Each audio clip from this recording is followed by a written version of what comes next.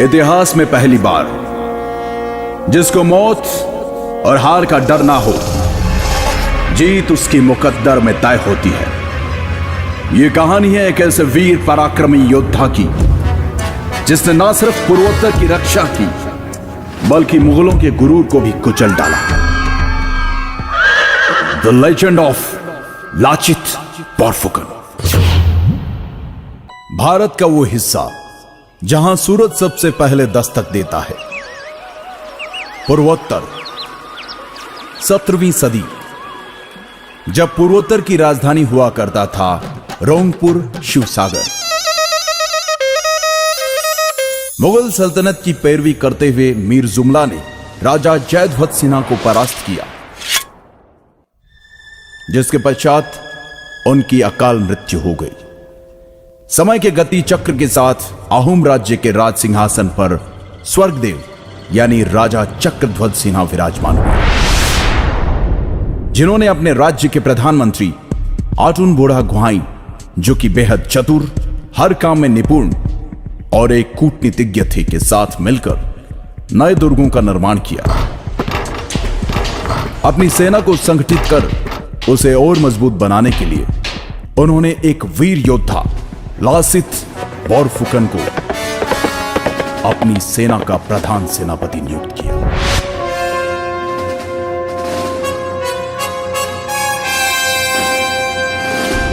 जो कि ऊपरी असम के पहले बोरबरुआ मोमाई तामुली बोरबरुआ के बेटे थे। लासित हर तरह के युद्ध कौशल में सामर्थ्य रखते थे।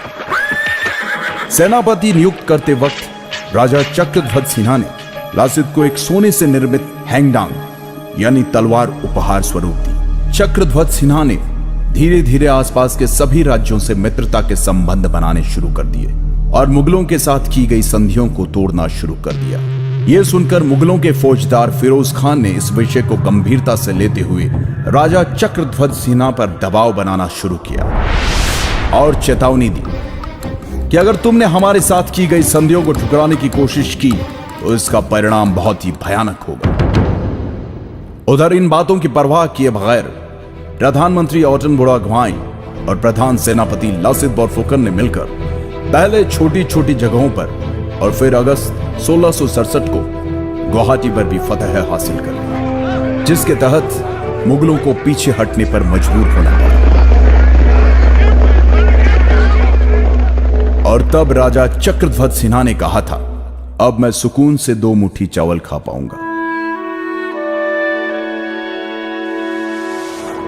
वहीं दिल्ली में बैठे मुगल सल्तनत के बादशाह औरंगजेब को जब इस बात का पता चला तो वो बौखला गया और 19 दिसंबर 1667 को एक विशाल सेना जिसमें 5000 बंदूकधारी, 1000 से अधिक तोपें, नावों का एक बड़ा बेड़ा, 30,000 पैदल सैनिक, 15,000 तीरंदाज और 18,000 तुर्की घुड़सवार शामिल थे, जिसकी कमान उसने राम सिंह के हाथ में देकर कहा, जाओ और जो भी हमारे सामने सर उठाने का साहस करे उसे कुचल डालो। फरवरी 1669 को राम सिंह रंगामाटी आ गया और अपनी विशाल सेना के साथ उसने फिर से गुवाहाटी पर कब्जा कर लिया। तब लाचित ने कहा था कि यह बड़े ही दुख की बात है कि मेरे प्रधान सेनापति रहते हुए मेरा देश भयंकर समस्या से जूझ रहा है। मैं अपने राजा और प्रजा को कैसे इस संकट से मुक्त करूं? कैसे मैं अपने पूर्वजों के मान और सम्मान की रक्षा करूं?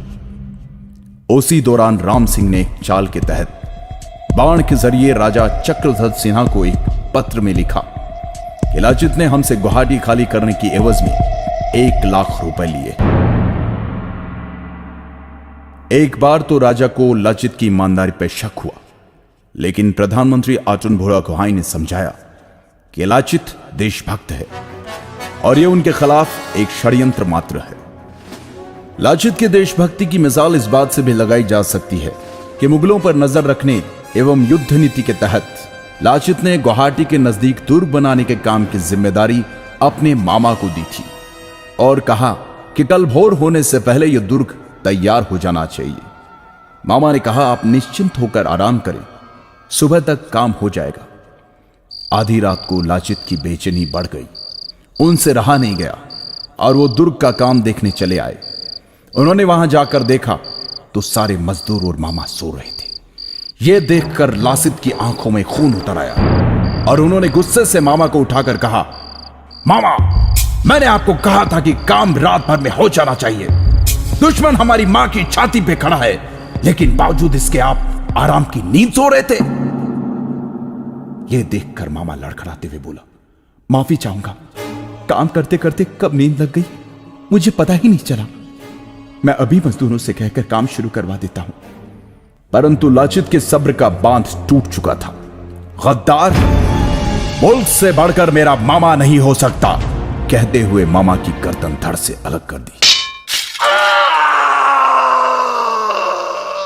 और रातों रात उस दुर्ग का निर्माण करवाया, जिसके कारण मजबूर होकर मुगल सेना को जल युद्ध के लिए तैयार होना पड़ा, जिसमें कि मुगल सैनिक बहुत कमजोर थे।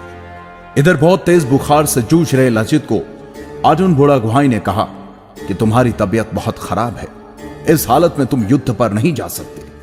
फिर भी लासित युद्ध के लिए गए और शुरू हुआ सराय घाट का ऐतिहासिक युद्ध, द बैटल ऑफ सराय घाट। लेकिन क्योंकि लाचित के पास सेना बहुत कम थी, इसलिए लाचित की सेना हारने लगी, युद्ध छोड़कर पीछे हटने लगी।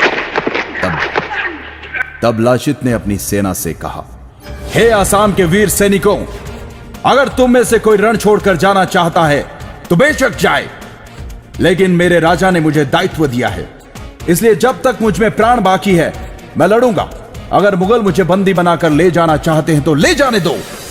तुम जाकर राजा से कह देना कि मैं उनकी आज्ञा का पालन करते हुए आखिरी दम तक लड़ा। यह सुनकर लाचित की अगुवाई वाली सेना में तीव्र ऊर्जा का संचार हुआ और परिणाम मुगलों को मुंह की खानी पड़ी। मुगल सेना पूरी तरह से हार गई।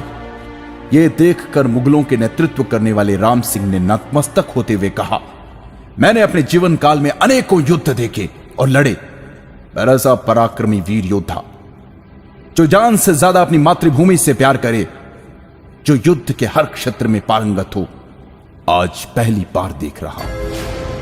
राजा की जय, सलाहकारों की जय, सेनापति की जय, देश की जय। हे लाचित, तुम्हें कोटि कोटि नमन। पूर्वोत्तर के इस वीर योद्धा को भारतीय इतिहास कभी नहीं भुला सकता। सराय घाट युद्ध विजय प्राप्त करने के 1 साल बाद लंबी बीमारी के चलते इस महान योद्धा का स्वर्गवास हो गया। 1672 में स्वर्गदेव राजा उदय आदित्य सिंघा ने जोरहाट से 16 किलोमीटर दूर हुलुंगपाड़ा में लाचित मैदान का निर्माण करवाया। लाचित बोरफुकन की वीरता और सराय घाट की लड़ाई में असमिया सेना की जीत के उपलक्ष्य में हर साल 24 नवंबर को असम राज्य में लाचित दिवस मनाया जाता है। राष्ट्रीय रक्षा अकादमी के सबसे अच्छे कैडेट को लाचित बोरफुकन स्वर्ण पदक से सम्मानित किया जाता है। वतन के लिए अपने प्राणों की परवाह न करने और असम के इतिहास के निर्माण की नींव कहलाए जाने वाले ऐसे महान योद्धा को शत शत प्रणाम।